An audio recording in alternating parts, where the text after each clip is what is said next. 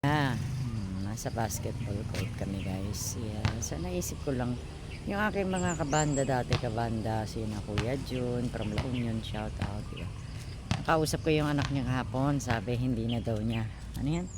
May cataract din daw both eyes. Paras lang kami kasi ako din may cataract. Hindi na daw niya pinagluluto masyado kasi nasusunog daw yung sinaing. Siguro, ewan ko, ang cataract naman kasi, hindi naman kasi required na ipa-opera. As long as nakakakita ka pa daw. Pero kung talagang sobra ng labo at wala ka na makita, pwede mong ipa-opera. Yun ang sabi sa akin ng doktor ko dito sa Cagayan de Oro. Sabi niya, as long as may nakikita ka pa, pwede namang hindi muna. Diba? Kasi minsan, may mga doctors na hindi natin alam kung kagano sila yung experience nila. Pero may mga aksidente minsan na na-opera. Imbis na makakita ka, mas lalo sila nabulag. So, ginagawang option lang daw ang surgery ng cataract kung sobrang labo na. Pero as long as may nakikita ka pa naman, hindi pa naman kailangan. Diba? Kasi just like me, I'm 55. So, sabi ko sa doktor, bakit ako 55 pala may cataract na? So, 50s pala, lumalabas na talaga yan. Hindi na natin may tatago ang ating edad. So, may cataract na rin tayo. Ganun talaga. Kumbaga, tumatanda tayo, tumatanda rin yung ating mga organ, di ba? So, yan. Na-share ko lang. Ang ganda ng background ko, di ba? Oh. We usually, nagwa-walk kami dito every morning ni Mama. Kasi maganda yung walking exercise. Kasi na-experience ko ng previous days na hindi ako naglalakad. Yung lagi ka lang nasa bahay, nang kakulong, medyo hinihingal. So, kailangan talaga ng exercise. So, thank you. See you on my next vlog. Sabi ko sa mama ko, dapat pag nagwa-walking siya, 5 to 10 minutes. Marami na kaming ikot dito sa circle. Oh. Sabi niya okay lang daw. Sabi ko hindi kasi merong enlargement of the heart si mama. So, hindi pwede mapagod yung puso niya. Ano lang, yung konti lang na lakad. Hindi ba? Yan.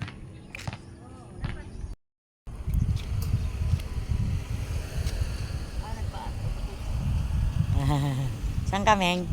Ming, ginauwi ka na. Hoy, gumilid ka. So, a cat. I got a cat. Ming. Ming, Ming. Ming, alik ka. Wala kang bahay. Wala ka bahay, Ming? Saan ka nakatira, Ming? Saan ka nakatira? Bibigyan natin. Ito to. Turo mo kung ano yung ititimpla. Wow, ang ganda. Okay. Yehey. Hindi pa namin nabubuksan yung package. Na ng ganyan nila. Dati mababa. Ito. Diba, pag umaga naglalabasan sila. Huwag kayong gumigilid, mamaya. Yeah. Walking, walking, walking, walking, walking. It's a beautiful day. Doon na lang tayo babawi ng walk sa doon sa basketball court mamaya. This time it's video. Look at how beautiful it was here inside our subdivision. We got 7 subdivision inside the Gran Europa. The Gran Europa is owned by Camellia. Yeah. Camellia yan. Beautiful, diba? So again kami sa basketball court. Sabi ko kay mama, kagabi tumunog yung isang tenga ko. That is a sign of a vertigo. Diba? Kailangan iniman mo na kaagad ng gamot. Kasi parang yung nangyari dun sa anak ni Leila. Grabe, 30 plus ang edad. Inatake ng guys, ng vertigo. Inatake ng vertigo tapos nadulas sa banyo. Tumama yung ulo. Tapos nawalan siya ng malay. Siguro malakas. Nadala siya sa ospital. And then parang kinabukasan yan, wala na. Kawawa nga yung kaibigan namin taga-Iligan. Anak niya parang panganay. Tapos may mga anak yun, may pamilya. Kawawa talagang hindi natin alam ang ating buhay kung hanggang kailan accident can happen, di ba? Hindi mo alam. So kailangan lang ingat.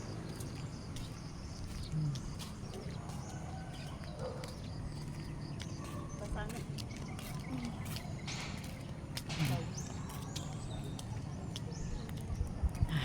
Ayan. Meron na kaming ano. Ayun o. Kita nyo yung Belen. Wow, beautiful. Sa pagkagabi, no-open na nila daw yan guys. Sabi ni Reggie, no-open ako. Sa December, usually nagka-Christmas party kami before 24 syempre. Nagsiset sila ng day, masaya dyan. So lahat ng nakatira sa subdivision, pupunta dyan. And then meron kaming Christmas tree. Then may ano doon, Belen. Diba? Oh, ayan. This is the first Christmas na sad, a little bit sad for me because wala na yung cat ko.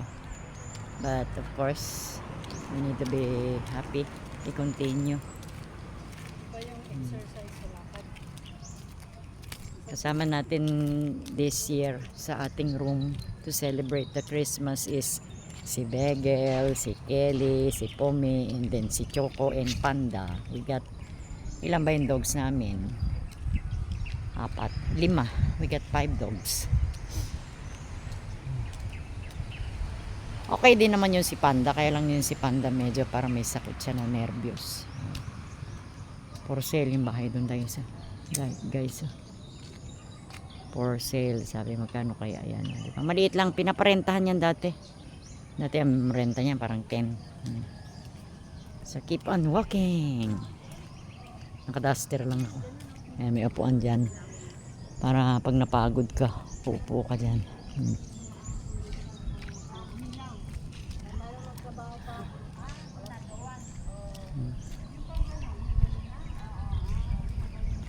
Yehey, ang sarap ng hangin. May hanging amihan. Amihan na hangin.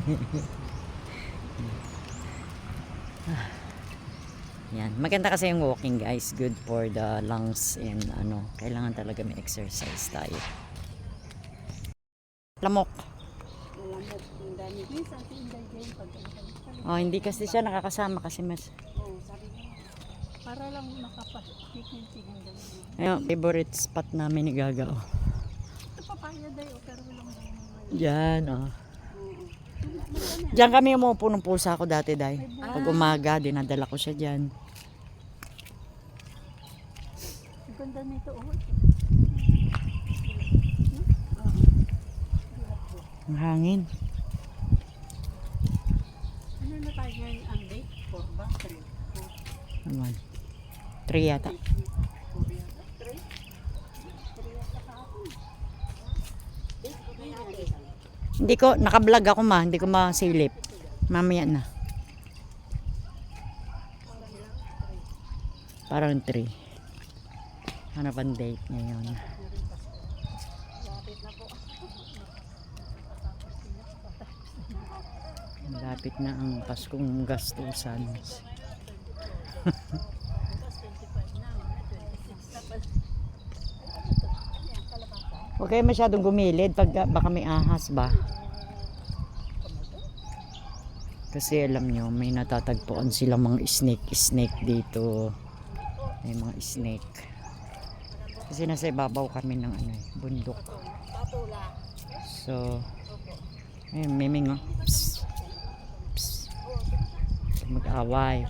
Wala lang ang lapit kasi nakagapang lang. Ito wala din. Ano mo kanya? Ito baba lang. Oo. Pag mayroon siyang dapat may kahoy, di ba? Yung ano, ikaw.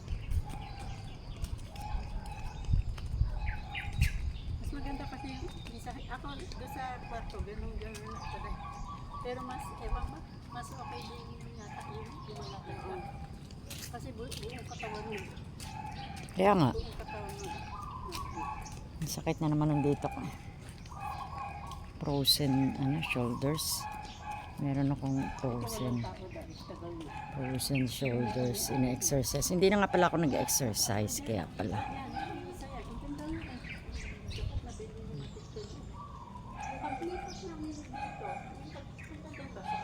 Malaki yung subdivision. We got 7 or 8 subdivision inside the Grand Europa. Yeah. Pag ganun tayo ba? You're going there. Mama ko nag-exercise. Pati bunga. Pati yung bunga nga walang tigil. Joke lang.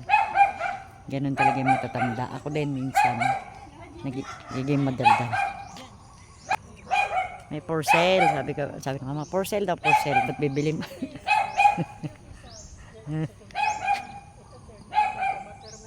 Matagal na nakalagay yung for sale. So yan. Kita nyo. Maliit.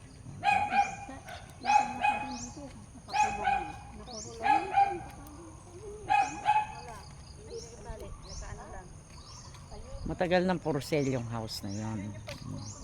Ang may-ari kasi niyan parang nasa abroad. So naka-duster lang tayo guys. Yan. Matagal na yon.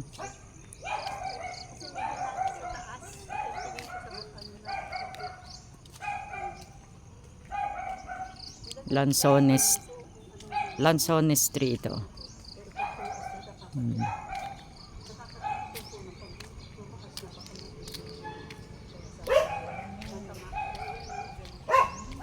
Nice view in here. Meron doon. May subdivision pa din doon. And then dyan.